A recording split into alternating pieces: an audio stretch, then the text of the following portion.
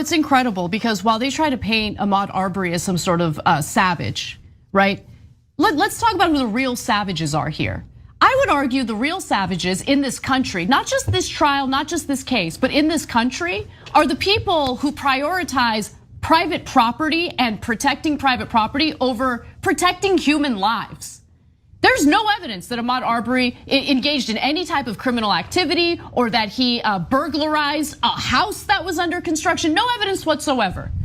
But even if there was evidence, who cares? That justifies shooting and killing people because of precious material items, really? I would argue that's the savage behavior. Savages don't value human lives.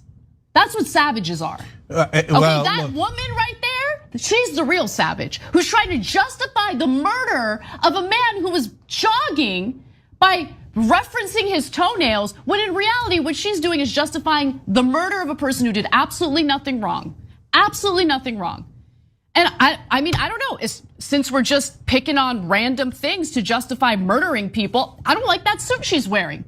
Look at that ugly suit she's wearing. Yeah, I don't know. Well, how would you guys feel about that woman walking into your house wearing that ugly ass suit? Not even your house, your neighborhood. If she's walking in the neighborhood. I would not want to see her walking on the sidewalk in front of my home wearing that ugly suit. And if she doesn't have a pedicure, I mean, she looks like a savage. Now, you don't want to turn her into a victim. Look, guys, we don't want any of that. We don't want any of that. We don't want lawlessness. We don't want chaos. But we're tired of- We're there. We're tired of right-wing terrorism that has been done in this country for centuries.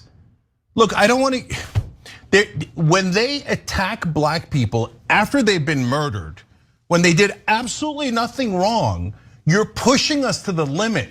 And what do I mean by that? You're asking us to talk about history, the history of the South. This is in Georgia. What happened in Georgia? There were savages in Georgia. It was the ancestors of the white right-wingers. They were absolute savages. They murdered people, they lynched people, they raped people, they enslaved people. They took babies from their mothers and sold them as property. You want to talk about savages? Your ancestors were the biggest savages the world has ever seen. So don't you dare call a black man a savage after you murdered him. Don't you dare do that. I'm so sick of African Americans being called violent when the world's worst violence was done to them, not by them, to them, not by them. For God's sake, you want to do racist stereotypes? If it fit anywhere, and it doesn't, but if it fit anywhere, it would certainly fit white right-wingers in the South, who has hundreds of years of history of being savages. Savages. They snatched babies. And they sold them as property and they raped their mothers. Savages.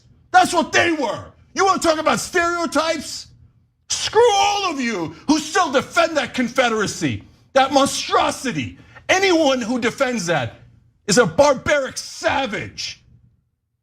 That's why they don't want to teach American history in public schools. That's why there's been a strong orchestrated effort to prevent the teaching of anything that you just mentioned right now.